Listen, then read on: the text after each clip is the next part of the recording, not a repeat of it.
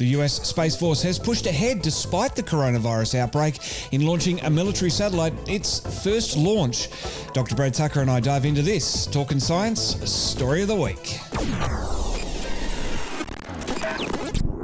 Across Apple Podcasts, Spotify, Google Podcasts and YouTube, this is Talking Science with Dr. Brad Tucker and Matt Miller.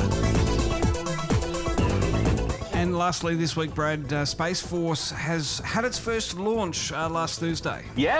So one of probably the last rocket launches we'll see for the next few months, besides the astronauts in a week or two, is Space Force had their first mission, the AFHEA-6 satellite. So this is the sixth satellite in a series that was already built under a previous umbrella. Once Space Force was enacted, operation and development of it was transferred to them. So the satellite was finished under Space Force, and it had a successful launch on the Atlas V Thursday afternoon Eastern U.S. time. And the AEHF stands for the Advanced Extremely High Frequency Satellite. It's going to be used by the US military as missile warning and navigation systems. Yeah, so it's an upgraded communication satellite, and there's six of them spread around a geosynchronous orbit. So that means they kind of have fairly good global coverage with the network. And they also have some technology in there that they think is anti-jamming. And we've talked about satellite interference. And just, a few weeks ago, Space Force announcing there were some issues with Russian interference in satellites. So hopefully this is preventative of that. And they've already said, it will be able to use for their allies for their communications, really against specifically defense. And so we can kind of quickly see where Space Force is headed, which is exactly what, we've talked about, that it's not necessarily just about Star Wars and shooting things in space, but it is increasing the capability of the defense through space infrastructure. And it's not that really much of a far-fetched idea.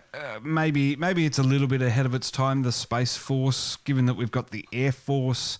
People in 1918 probably thought it was a bit of a stretch to break the Air Force off the Army. Yeah, but that's right. But, in World War II, when the use of the Air Corps became quite needed and popular, you can see how it will develop into something. And, we already are quite dependent on satellite infrastructure and space infrastructure. It kind of just makes sense that you need its own thing. It does signal the increased militarization of space, which is something that people worry about, rightfully so.